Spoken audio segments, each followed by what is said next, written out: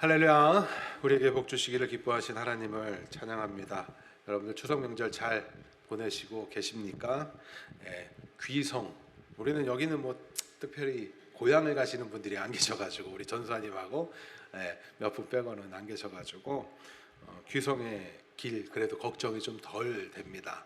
하지만 우리가 귀성하면 좀 생각해 볼 만한 것들이 있죠. 고향집, 그리운 집. 저 가끔 그런 생각을 해요. 우리도 시골이 좀 있었으면 좋겠다.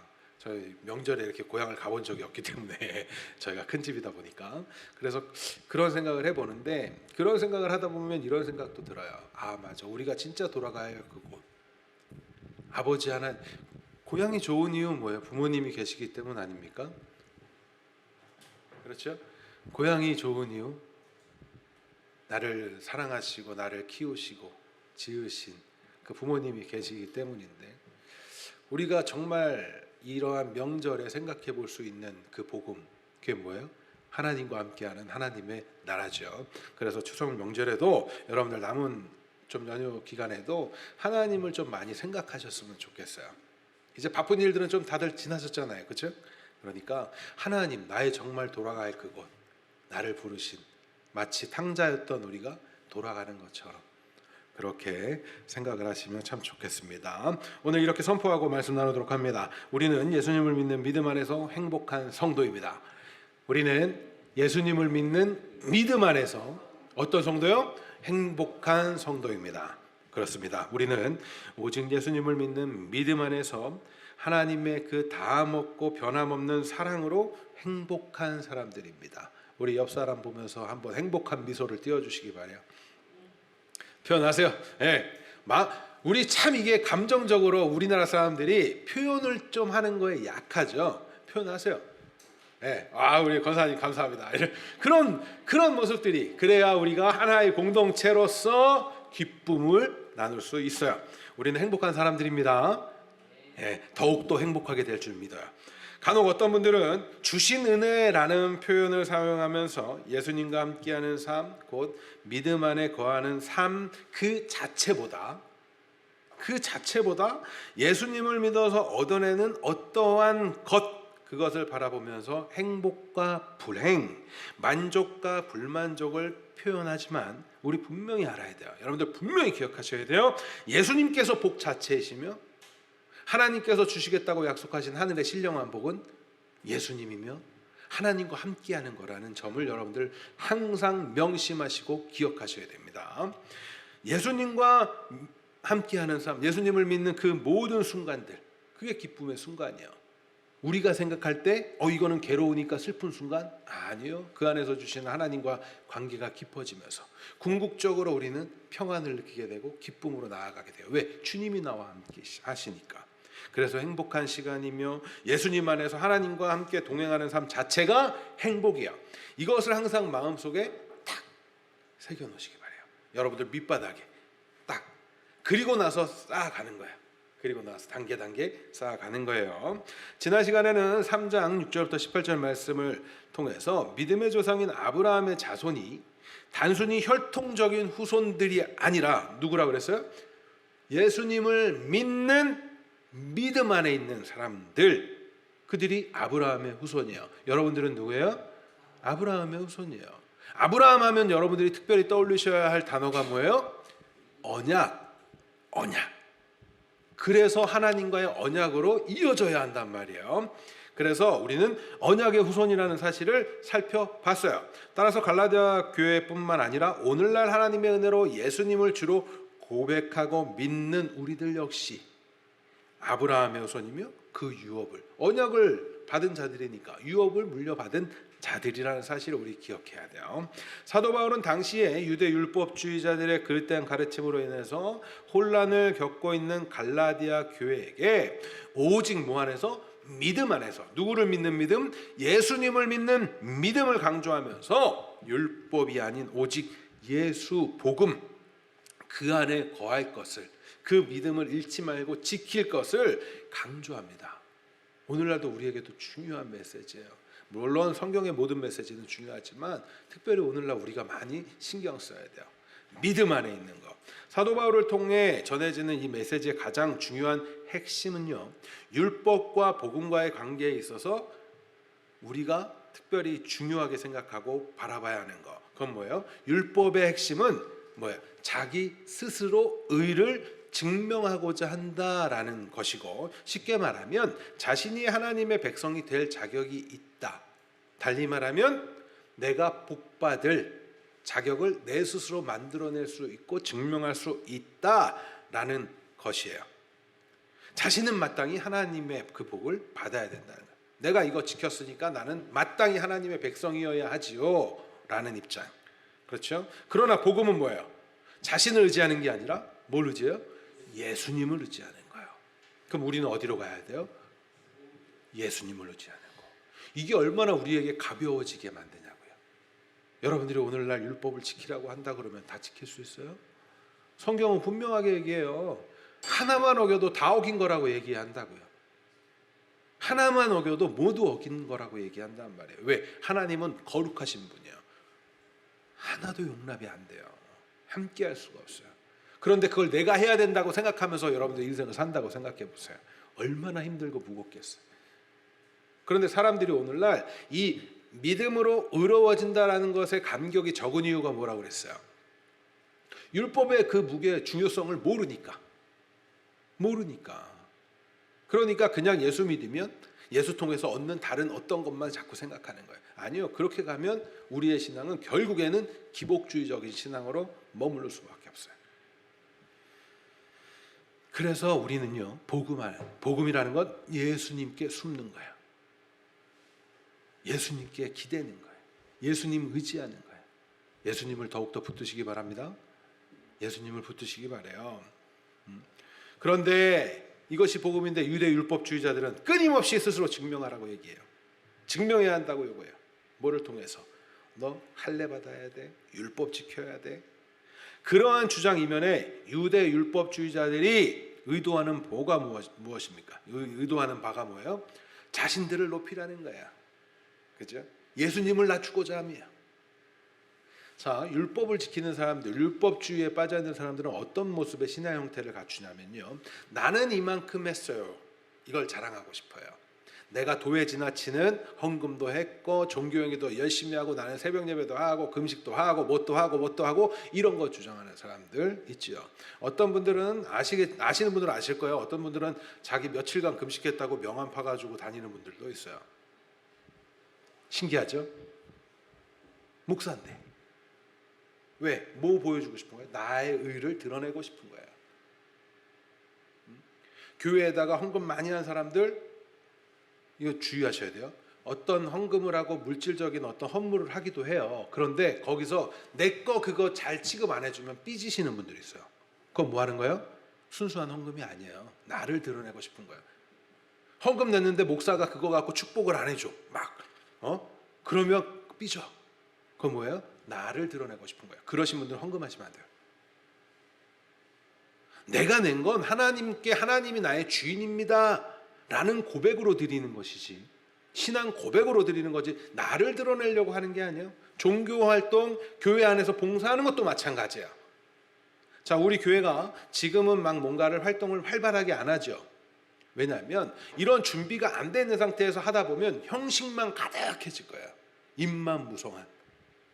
그렇죠? 그래서 이거를 다시 점검하자는 거예요. 하나하나. 자, 그러면서 이 유대율법주의자들이 하는 것처럼 뭘 해요? 복음을 흔들어요. 여러분들 복음을 붙드셔야 돼요. 복음을 붙드셔야 돼요. 이러한 상황 가운데 사도 바울은 하나님의 언약과 율법의 관계를 통해서 다시금 뭐에 기대라? 예수님께 기대라. 복음에 붙들려라 라고 선포하는 거예요. 사도는 믿음을 강조하면서 믿음 안에 있으면 모두가 누구의 자손이라고요? 아브라함의 자손이라고. 그 이야기는 언약의 백성이라는 것이죠. 그죠? 그리고 율법은 그 언약 안에서 주어졌다는 사실을 이제 설명해 나가요. 그렇기 때문에 아브라함의 언약 이후 430년 후에 율법이 주어졌으며 그 율법은 어디 아래? 언약 아래 주어졌다라고 설명을 하는 거예요. 그러면서 율법으로 인하여서 언약이 폐기되지 않는다라는 사실을 우리 말씀에서 강조하지요. 그게 뭐예요? 하나님께서 일하시는 방법을 우리는 엿볼 수 있는 거예요. 하나님께서는 언약을 하셨어요. 그렇죠? 아브라함에게 내가 너를 창대케 할 거야. 그러면서 너의 자손 얘기를 하신단 말이에요. 단순히 이삭, 야곱으로 흘러가는 그 자손을 말하고 싶은 게 아닌 거였죠. 우리 배웠죠. 그 씨는 누구를 향해서 갔어요? 오직 예수님을 향해서 갔단 말이에요. 그러니까 예수님을 통해서 그것은 이루어지는 거예요. 그 과정을 설명해 주시기 위하여서 쓰시는 방법이 뭐예요? 율법을 주신다고요. 그 이야기는 예수 그리스도를 통해서 하나님의 자녀가 되는 언약의 백성이 되는 우리들, 하나님의 나라가 완성될 때 하나님과 함께하는 우리들, 그것을 완성시키기 위하여서 뭘 주셨다고요? 율법을 주셨다고요. 그런데 다시 율법으로 돌아가야 한다, 율법을 지켜야 이쪽으로 가면 뭐가 되는 거예요? 그 언약을 깨트리는 게 되죠. 그러니까 뭐라고 이야기하시는 거예요? 그게 아니다. 율법은 언약 아래서, 쉽게 말하면 언약으로 나아가게 하기 위해서 준 게 율법이야 라고 설명을 하는 거예요. 하나님께서 왜 율법을 주셨어요? 19절부터 21절 말씀 같이 읽겠습니다. 19절부터 21절 말씀 시작.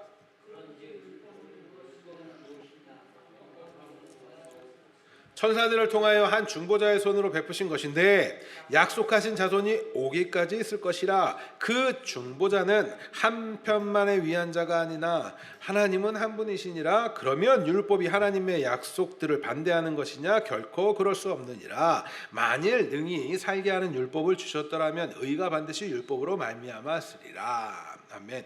좀 말이 어렵죠. 이야기가 좀 어려워요. 개역 성경을 보면 사람이 죄를 범하니까 율법을 주셨어 라는 느낌으로 이렇게 번역이 되어 있어요. 그런데 이 내용들을 잘 이렇게 살펴보면 어떤 내용이냐면 예수님께서 오시기 전까지 죄가 뭔지를 알게 하기 위해서. 이해가 되시죠? 그러니까 율법이 없으면 우리는 죄가 뭔지를 몰라요. 자, 죄에 대한 개념을 단지 이 땅을 살아가면서 우리가 이것은 죄입니다, 아닙니다 라는 기준을 뭘로 가져요? 법으로 가지요. 대한민국에 있으면 대한민국 법으로 가져요. 근데 그것을 죄입니다, 아닙니다 라는 것만 분별하려고 하는 것이 아니라 그 안에는 하나님의 언약을 이루어 가시는 방법이 있다라는 거예요. 율법이 없었다면 죄를 깨닫지 못해요. 그죠? 그런데 우리가 율법을 생각할 때는 단순히 이것이 죄입니다, 아닙니다만 아는 것이 아니라 하나님의 성품을 우리는 자꾸 발견해야 돼요. 하나님의 성품. 율법에는 하나님의 성품이 담겨 있다고 제가 누누이 설명드렸죠. 하나님이 좋아하시는 것, 하나님이 싫어하시는 것, 이런 기준들이 담겨져 있어요.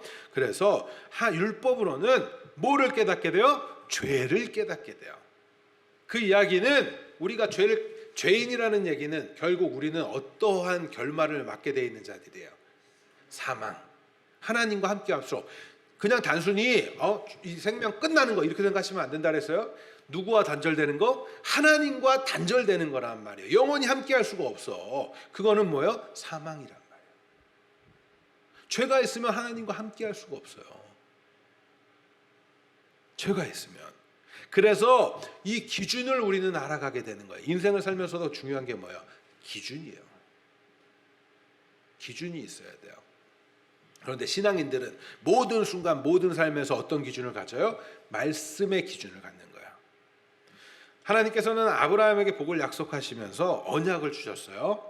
그 언약은 아브라함의 씨 곧 예수님을 통해서 이루어질 것인데 그 사이에 율법을 주시면서 어떻게? 죄를 하나님과 함께 할 수 없는 것보다 죄야. 그거를 깨닫게 해주시는 것이 바로 율법이에요. 죄를 깨닫도록 달리 표현하는 방법, 달리 표현하면 범법함으로, 우리 본문에서 달리 표현하면 죄를 더하게 하시기 위하여. 어떤 본문은 이렇게 번역을 했단 말이에요. 죄를 더하게, 마치 죄를 막 하나님이 죄짓게 만드는 것처럼 이렇게 이해하기가 쉬운데 그 얘기 아니라 죄를 깨닫게 하시기 위해서. 법이 있으니까 이제 이것이 죄구나 라니까 그걸 더해졌다라고 이해하는 거예요. 이해가 되시죠? 그렇게 주신 율법은 지키면 의롭다함을 얻는 거죠. 법을 모두 지키면 우리는 의로워요. 여러분들 죄 의로워질 수 있는 방법은 크게 보면 두 가지죠. 뭐예요? 내가 율법을 다 지키든지 아니면 율법을 다 지킨 예수님께 기대든지. 그런데 우리가 뭘 알아요? 내가 지킬 수 없더라를 알아요. 그게 선악을 알게 하는 나무의 실과 사건부터 시작되는 거예요. 하나님이 선악을 알게 하는 나무를 주지 않았더라면 인간이 죄를 몰랐을 거예요. 그 얘기는 하나님 앞에 합당하지 않다라는 것을 몰랐다는 얘기예요. 이해가 되시죠? 그래서 예수님을 만나기 전 바울과 같은 사람도 뭐 했어요? 율법을 내가 지켜서 의롭다함을 스스로 증명하고자 그렇게 덤볐던 사람이란 말이에요. 그런 사람이 바로 지금 갈라디아 교회에 여전히 그런 가치관에 있으니까 문제를 일으키고 있는 거야. 아브라함에게 복을 약속하신 하나님의 언약 아래서 죄를 깨닫게 하여 복음으로 나아가도록 하시기 위한 목적으로 주신 것이 율법인데, 사람들은 죄를 깨닫는 것이 아니라 뭐 한다고? 내 의를 증명하려고, 내가 너보다 의로운 자야를 증명하려고. 이게 뭐예요? 교만이죠. 그렇죠? 그거를 그래서 자기 의를 자꾸 앞세우는 거예요. 나의 잘남을 자꾸 앞세우려고 하는 거예요. 하지만 사도는 분명하게 선포합니다. 하나님께서 생명을 주는 그 율법을 지켜 생명을 얻어라라는 목적이 아니라 무엇에 있다? 죄를 깨닫고 은혜 안으로, 복음 안으로 나오라는 거예요. 왜? 하나님 모르실까요? 우리가 실패할 거? 만약 하나님이 실패할 거를 모르신다면 하나님이 아니겠죠. 그렇죠? 네. 하나님이 아니에요. 우리는 이 사실을 매우 주의 깊게 생각해 봐야 돼요. 오늘 많은 분들이 작금의 현실이 힘들고 괴롭다면서 하나님의 따스하고 온화한 사랑, 은혜를 기대해요. 그리고 무엇보다 자신들이 생각하는 그 복을 구해요. 하지만 성경을 통해서 하나님께서는 분명하게 우리에게 말씀하십니다. 율법을 통해서 죄를 깨닫고 그 죄로부터 구원을 받게 되는 예수 복음을 말합니다. 그죠? 그저 이 땅에서 세상 사람들이 그들의 시각에서 말하는 평안하고 윤택한 삶, 그거를 약속하시는 게 아니에요. 율법을 통해서 죄를 깨닫고 그것을 통해서 하나님과 함께하는 사람을 이야기하신단 말이에요. 그 과정을 통해서 우리는 자꾸 복음으로 가야 되는 거예요. 그것이 우리의 신앙의 방향성이에요. 그래서 너무나도 그냥 예수 믿으면 은혜롭고 홀리홀리하고 막 기쁘고 평안하고 막 이것만 자꾸 생각하시는데, 이 과정을 겪어가는 게 하나님의 방식이라고요. 많은 분들이 갖는 기독교 신앙에 대한 오해가 자신이 스스로 자격이 있음을 증명하기 위하여 수많은 종교 행위들을 내어놓고 자신이 원하는 복을 달라는 수준을 우리의 신앙이라고 자꾸 생각을 해요. 그렇지 않습니다. 죄를 깨닫게 하기 위해서 전하는 메시지를 그래서 막 사람들 불편하게 생각해요. 제가 그런 피드백 참 많이 받는데 여러분들 불편하죠. 말씀을 빗대어 보면 불편해요. 왜? 나의 약함이나 나의 자금이 폭로될 수밖에 없기 때문에. 저 마찬가지예요. 성경 읽으면 불편해요. 왜? 나는 죄인이거든요. 나의 안됨을 발견할 때 사람은 자존감이 떨어져요. 그래서 불편해요. 그런데 그 과정 그래서 피하고 싶죠. 하지만 여러분들 그 과정을 피하는 순간 하나님의 은혜로 온전히 나아갈 수가 없어요. 그래서 불편하시더라도 자꾸 보시라는 거예요. 그러면서 나의 민낯이 까발려짐을 여러분들 경험하셔야 돼요.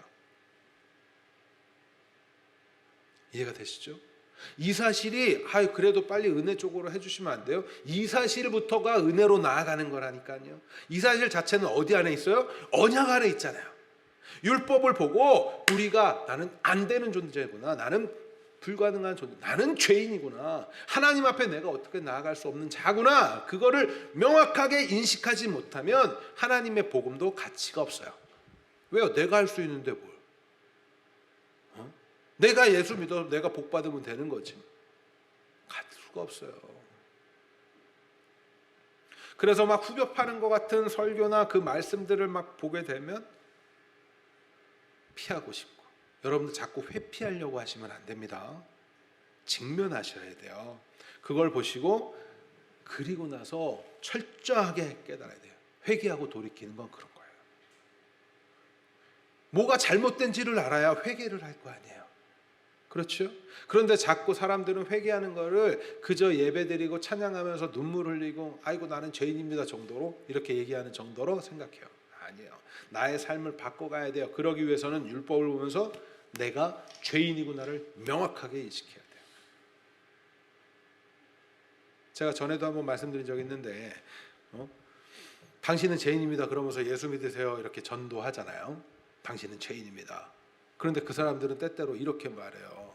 아니 예수 믿는 당신들보다 내가 더 거룩하게 사는 것 같고 내가 더 모범적으로 사는 것 같은데 당신이 나한테 왜 죄인이라고 그래? 그런데 그거 아세요? 행실이 옳다고 해서 그 사람이 하나님 앞에 죄인이 아닌 게 아니란 말이야. 그렇죠?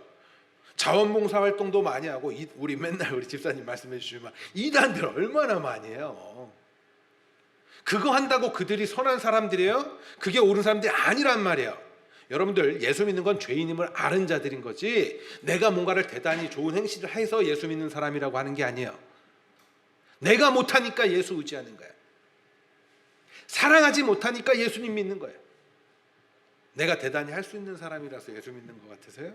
아니라니까요. 우리 부족해서 예수 믿는 거라니까요. 불가능해서 예수님 믿는 그러니까 은혜요. 이런 나를 하나님이 사랑해 주신다는 게 은혜 아니에요?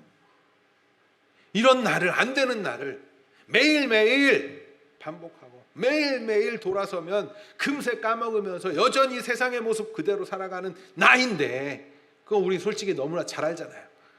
아닙니까? 너무나 잘 알잖아요. 다른 사람 볼 거 없어요. 자기 자신만 보면 알아요. 돌아가면서 금세 저도 그럴 때 있어요. 많아요. 말씀 전하고 막 은혜 하다가 차 타고 나가는 순간 어떤 운전 이상하게 하는 사람 딱 만나는 순간 속으로 욕이 그냥 때로는 겉으로도 나오죠. 동물들이 막 나오고 막 그거 용서 하나 못하는 그거 하나 못 참아주는 모습을 보면서 하나님의 은혜가 아니면 안 되겠구나를 아시면 돼요. 우리가 잘할 수 있어서 남들보다 선량하게 살 수 있어서 아니라니까요. 우리가 자격 있는 사람이라 그러면 하나님 법을 주시지 않아요. 율법을 주실 필요가 없었다고. 그러니까 우리 뭐 해야 돼요? 사랑할 수 없기 때문에 예수 믿는 거구나. 내가 미움이 나한테 있기 때문에 예수 믿어야 되는 거구나. 내가 부족하니까 예수 믿어야 되는구나. 이거 아셔야 돼요. 응? 그거 아시면 돼요. 내가 잘나서 믿는다고 생각하는 거 그게 교만이고 나의 의를 높이는 거예요. 우리는 그래서 근데 그거를 직면할 땐 불편해요, 여러분들. 불편해. 그렇죠. 불편해요. 우리가 거울 보면 내 얼굴 보면서 불편하듯이 불편해요. 그래서 자리를 피하고 싶기도 해요. 그런데요, 여러분들 우리의 구원은 뻔뻔스럽게 이루어져요. 다시금 또 나오는 거예요. 뻔뻔스럽게 십자가 앞에 나오는 거예요. 하나님은 그런 자를 좋아해. 그런 자를 이뻐하세요. 그런 자를 기억하세요. 내가 잘나서 하는 자가 아니라 뻔뻔스럽게 나와야 돼요. 예수 믿는 건 뻔뻔해야 됩니다. 여러분들 예수 믿는 건 뻔뻔해야 돼요. 우리가 대단히 뭔가를 성화를 이룰 수 있을 것 같아서 예수 믿는 게 아니라는 사실 여러분들 기억하세요. 뻔뻔해야 돼요. 그래서 여러분들 견디시고 버티세요. 설교 들으면서 말씀 읽어서 불편해요? 버티세요. 제가 확신합니다. 그런 자들에게 하나님 은혜 베풀어 주실 거예요. 뻔뻔하게 우리 뻔뻔해야 돼요. 사실 우리 얼마나 얼굴에 철명 깔고 삽니까? 뻔뻔해야 돼요. 그래서 하는 척하지 마세요. 외식하지 마세요. 나 굉장히 신앙인인 척하지 마세요. 그럴 필요 없어요. 우리가 바뀌어져 가면 자연스럽게 나오게 될 거예요. 그거는 물론 추구하면서 하려고 의지적으로 하려고 내가 조심하는 것과 남들한테 보이면서 내가 척하려고 하는 건 다른 겁니다. 이해하시죠? 내가 그거를 그래 이번에는 참아봐야지 하면서 내가 힘들지만 막 참아보는 그 애씀과 내가 남들한테 그래 너 저 사람 이 정도 되는 사람이야 보이고 싶어갖고 하는 건 다른 거라고요. 보이는 모습은 같아 보일지 몰라도 근데 본인은 안다고요. 하나님 아신단 말이에요. 그러니까 우리는 그렇게 해보려고 하는 자들이지 척하는 자들이 돼서는 안 돼요. 우리는 죄인됨을 알아야 되고, 그래서 처절할 정도로 부서져야 돼요. 우리가 뭐가 그렇게 잘났냐고요. 그죠? 우리 잘난 거 하나 없어요. 선한 것 하나 없는 게 우리 아니에요? 자기밖에 모르고, 나를 좀 더 확장시킨 내 가족밖에 모르고, 그게 우리예요. 그래서 예수 믿는 거예요. 우리가 잘나서 될 것 같으면 뭐라 그래요? 다 그랬으면, 그거 될 수 있었으면 생명 다 자기가 이루었을 거라고 얘기한단 말이에요. 못한다고요. 그런데 그러니까 뻔뻔스럽게 믿어요. 22절부터 24절 같이 했습니다. 22절부터 24절 같이 했습니다. 시작. 그러나 성경이 모든 것을 죄 아래 거두었으니 이는 예수 그리스도를 믿음으로 말미암는 약속을 믿는 자들에게 주려 함이라. 믿음이 오기 전에 우리는 율법 아래 매인받고 계실 때 믿음의 때까지 갇혔느니라. 이같이 율법이 우리를 그리스도께로 인도하는 초등교사가 되어 우리로 하여금 믿음으로 말미암아 의롭다함을 얻게 하려 함이라. 하나님의 율법은 우리로 하여금 죄를 깨닫게 합니다.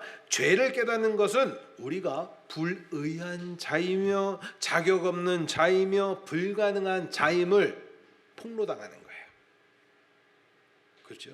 그거를 여러분들 인정하세요. 내가 뭐 잘할 수 있어요. 나 이러한 쪽으로 뻔뻔스러우시면 안 돼. 우리가 죄인임을 알면서 그럼에도 하나님의 은혜 아니면 안 돼요 하고 나가는 게 뻔뻔한 거지. 그래서 우리는 이 과정들을 통해서 불편해지고 아주 막 피하고 싶고 도망가고 싶어도 그거 보셔야 돼요. 자신의 실체 민낯을 보고 진정한 복음의 가치로 나아가게 되는 거예요. 그래서 불편하더라도 자꾸 이런 얘기 하는 거예요. 듣는 사람보다 더 불편한 사람은 말하는 자예요. 아세요? 듣는 사람들보다 더 불편한 사람은 일단 준비하면서부터 내가 보잖아요. 그죠? 그리고 말하면서 나는 또 들어. 말했으니까 기억은 더 잘 나. 얼마나 불편하겠어요. 그래서 감사한 거예요. 여러분들 그럼에도 불구하고 피하고 싶으세요? 여러 모양으로 포장하고 꾸며진 민낯이 폭로되는 것이 그래도 불편하세요? 불편해도 참으세요. 그래야 진짜 복음의 가치를 알게 돼요. 문제를 해결하기 위해서는 반드시 필요한 과정이 뭐예요? 문제가 발생했어요. 그러면 뭘 알아야 돼? 먼저 정확하게 뭐가 문제인지를 진단해야 될 거 아니에요. 여러분들의 문제 진단하셔야 될 거 아니에요. 나의 교만함 그 모습이 어디에 있는가? 여전히도 내가 나를 높이고 싶어하는 그 모습이 어디로부터 비롯되는가를 자꾸 진단하셔야 돼요. 철저하게 그 안에서 뭘 발견해요? 내가 의지하고 있는 게 뭔가도 발견하게 되는 거예요. 내가 거기에 자존심 상하는 일들 있지요. 그거는 내가 관심이 있기 때문에 자존심이 상하는 거예요. 그렇죠? 내가 신경 안 쓰는 거는 별로 옆에서 뭐라고 해도 별로 관심이 없어요. 그런데 내가 갑자기 기분이 상하거나 자존심이 상하거나 그러면 내가 어딘가에 거기에 꽂혀 있는 거고 그걸 나의 우상처럼 생각하고 있는 뭔가가 있기 때문이에요. 그런 것들을 정확하게 파악하는 거예요. 그런 것처럼 하나님의 법, 하나님의 율법을 통해서 여러분들 민낯을 자꾸 보셔야 돼요. 얼마나 엉터리 같은지 하나님 앞에서 고개를 들고 나아가서 저에게 복 주세요. 과연 이럴 수 있는 자인지 한번 살펴보란 말이에요. 하나님의 율법을 살펴보면 결국 우리는 우리의 연약함을 인정하게 될 뿐이에요. 선지서들을 이렇게 성경 읽다 보면 뭐라 그래요? 특히 요나 같은 경우 뭐라 그래요? 자기 생각에는 저기 나쁜 놈들한테 가서 회개를 선포하는 거 싫은 거예요. 그래서 어디요? 다시스로 도망가잖아요. 그런데 하나님이 나중에 뭐라 그래요? 네가 옳은 게 아니라 내가 옳은 거야 얘기해 주신다고요. 내가 이것들을 지켜서 복을 받으리라 라는 방향이 아니라 예수여 나는 죄인입니다. 주님 나는 안 되는 자였군요. 나를 떠나서서 이쪽으로 가야 되는 거예요. 눈물의 고백이 나오게 되는, 회개가 터져 나오게 되는 거예요. 복음으로 나아가게 되는 신비. 누가복음 5장 5절부터 8절 말씀 한번 볼까요? 누가복음 5장 5절부터 8절 시작.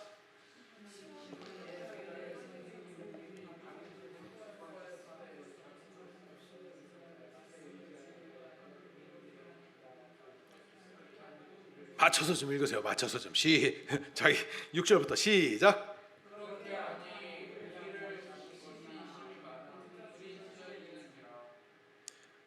7절 8절 계속 읽으세요.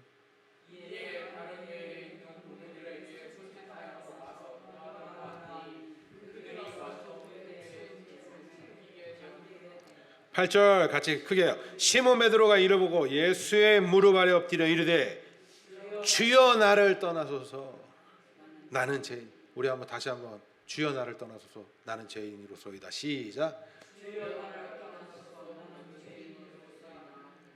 많은 분들이 이 본문에 대해서 우리 찬양에서도 그렇지만 주의 말씀 의지해서 갔더니 이만큼의 물고기를 낚았어요에 포커스를 맞추잖아요. 과연 그 얘기겠어요? 그러면 이 얘기가 안 나왔겠죠. 주여 나를 떠나소서가. 하나님의 아들임을 깨닫고 나서 보니까 뭐가 보여요? 내가 죄인인 게 보여요. 단순히 이거 153마리 뭐 얻었어요 뭐 이런 거나 아니면은 뭐 이런 거 끊어 주의 말씀 의지하여 그물 던져 이만큼 낚았으니까 여러분들도 주의 말씀 의지하면 이만큼 낚을 수 있습니다. 이 메시지가 아니란 말이에요. 자, 그래서 이런 거 보면 이렇게 전하는 거 보면 분노가 치미는 거예요. 그 말씀 하려고 하는 게 아니잖아요. 보시니까 그렇죠?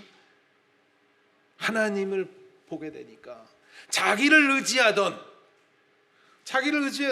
내가 뭐라 그래요? 밤새도록 내가 수고했는데요. 왜? 전문가거든요. 내가 이 바다에서 갈릴리 호수에서 낚시 이렇게 많이 했던 사람이고 이런데 이때 안 잡혔어요. 나를 의지하니까 안 잡혔어요. 아까 율법은 뭐라 해요? 자기를 의지하는 거라 그랬죠. 그런데 주님의 말씀 의지하고 보니까 잡히는 거예요. 잡힌 거에 포커스가 있는 게 아니라 뭘 알게 된 거예요? 저분이 정말 하나님이시구나를 알게 되는 거예요. 그러니까 자기가 나를 의지했던 그것이 비참하게 낮아짐을 보게 되는 거예요. 여러분들이 이런 느끼셔야 돼요. 다시 한번 합니다. 주여 나를 떠나소서. 주여 나를 떠나소서 나는 죄인이로소이다. 이럴 때 하나님은 일하신다고. 이럴 때 하나님이 찾아오셔서 위로해 주신다고. 뭔가를 얻어서 위로받는 게 아니라 하나님이 이때에도 함께 하셨구나. 베드로의 이런 모습처럼 그러나 이런 모습 내가 할 수 있다고 이런 모습이 아니야. 주님을 의지하는 모습. 그런데도 여전히 왜 나는 이렇게도 하는데 나한테는 이 복을 안 주세요? 내가 생각하는 거 이거 왜 안 들어주세요? 이게 아니라니까요. 우리의 신앙은 주 안에 있는 모든 순간, 모든 삶, 모든 사건은 하나님의 은혜 가운데 있는 거예요. 내가 망하는 것도 병드는 것도. 왜요? 그것을 통해서 뭐를 알게 되니까 더욱더 나의 실체를 알게 되고 하나님과의 관계가 굳건해져요. 우리의 인생의 목적은 뭐예요? 하나님의 뜻이 우리의 뜻이 되기 때문에 하나님의 나라가 완성되는 것 아니에요? 하나님의 나라가 완성된다는 건 하나님과 영원히 함께한다는 게 우리의 인생의 목적이란 말이에요. 그거는 성경에 있는 사도들만의 목적도 아니고 말씀을 전하는 목회자들만의 목적이 아니라 모든 하나님의 자녀들의 인생의 목적은 그거여야 돼요. 하나님의 나라, 하나님과 함께할 걸 소망하는 거. 그렇죠? 주님과 함께하는 거. 그게 우리의 목적이면 우리는 이 땅에서 그러한 것들을 배우는 모든 순간들이 행복한 거고 모든 순간이 복을 누리는 삶이라는 것을 갖고 살아야 여러분들이 이 땅에서 정말 하나님과 풍성함을 느껴요. 물론 연약하기 때문에 때때로 우리는 좌절하고 낙심하고 절망도 하죠. 그러나 그 안에서도 뭘 경험해요? 하나님이 이때도 손잡고 계시는구나. 참 재미있는 건 주여 나를 떠나소서 그러는데 주님은 베드로를 부르신단 말이에요. 우리가 주님 나의 실체를 깨닫고 폭로당하고 그리고 나서 주여 나를 떠나소서 그러는 그러한 자리에 갔는데 하나님은 나를 손 놓지 않으신다고요. 얼마나 감사해요.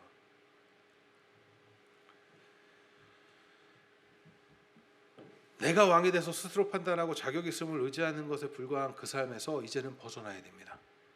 그러기 위해선 철저하게 부끄럽고 내가 답답하고 때로는 그것 때문에 화가 나기도 해. 그리고 막 자존심 상하기도 해. 그래도 괜찮아요.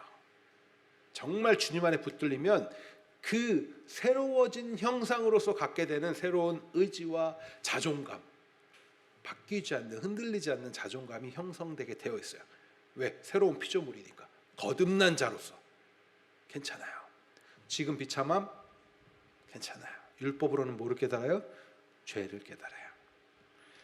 하나님께서는 이런 과정, 언약 아래 율법을 주시고 율법을 통해서 죄를 깨닫게 하고 다시금 복음으로 나아가는 과정을 통해서 우리에게 가르치시고 교훈하시는 이 과정을 여러분들이 기억을 하셔야 돼요. 그러면 왜 이런 과정을 통해서 일하실까요? 그냥 많은 분들이 바라는 것처럼 은혜만 주시고 복만, 내가 생각하는 복만 들어주시고, 차라리 그 편하잖아요. 내가 이만큼 냈으니까 하나님 나한테 이만큼 주세요. 이거 편하잖아요. 그러면 좋겠는데 그러면 좋겠는데 그게 아니야. 차라리 그러면 내가 빚이라도 얻어서 내가 할 텐데, 그죠? 담보도 잡고 더 준다는데 할 텐데 그것도 아니야. 왜 이렇게 불편하게 하시는가? 그런데 이거를 정말 알아야 예수님만 의지하게 돼요. 하나님의 나라는 주님 안에서 관한 거예요. 왜? 하나님께서는 창세 전에 예수 그리스도 안에 있는 하나님의 자녀들을 택하셨기 때문에 다른 길이 없어요. 오직 예수 안에 있는 자, 예수 그리스도 안에서. 주 안에 사랑하는 언약의 백성 되신 여러분, 우리는 율법을 통해서 죄를 깨닫고 불가능을 깨달아야 돼요. 그거를 보면서 내가 비참함을 경험한다고 부끄러워하는 쪽 말고, 그건 하나님 앞에 부끄러워하시고 자꾸 실체를 보세요. 피하려고 하지 마세요. 피하려고 하지 마세요. 그러면 문제가 해결이 되지 않아요. 직면하시고 나의 연약함을 발견되면 하나님 앞에 자꾸 엎드리세요. 예수 의지하시는 거예요. 율법으로는 죄를 깨달아요. 나를 의지하는 것이 아니라 주님께 기대야 된다라는 사실을 더욱더 알게 돼요. 여러분들이 그런데 살다 보면 또 신앙 안에서 뭔가 하다 보면 교만해질 때가 또 불쑥불쑥 생기죠. 그때마다 뭐를 폭로당해야 돼요? 나의 죄를 자꾸 폭로당해야 돼요. 그래서 말씀을 자꾸 주의 묵상, 주님의 말씀, 율법을 묵상하시라는 거예요. 그러면서 우리 하시면 돼요. 주님밖에 없습니다. 예수님밖에 없습니다. 그거 하시려고 예수님께서는 십자가 지신 거예요. 이러한 사실을 아는 자들이 명절이 되면 하나님의 나라를 더욱더 생각해 볼 수가 있는 겁니다. 여러분들 그러한 은혜를 마음껏 누리시고 그러면서 주님과 함께하는 그 삶을 즐겨가시길 바라요. 그리고 주님과 함께하는 삶을 나눠보시기 바라요. 특히 가족들 모일 때 이제 좀 우리가 대화하는 스킬이나 이런 것들도 많이 바꿔야 돼요. 내용이 바뀌어야 돼요. 뭘로? 하나님이 우리의 삶 속에서 어떻게 하실지를 나눠도 보고, 그죠? 은혜는 나누면 나눌수록 풍성해져요. 그리고 그 안에서도 우리가 또 훈련할 수 있는 게 있어요. 어떤 사람이 하나님과 함께하면서 뭔가 내가 구한 거 다 주셨어, 이런 유치한 건 나누지 마세요. 그게 아니라 나의 삶 속에서 정말 내가 하나님의 방향으로 걸어가려고 애씀을 나눠보시라는 거예요. 아시겠죠?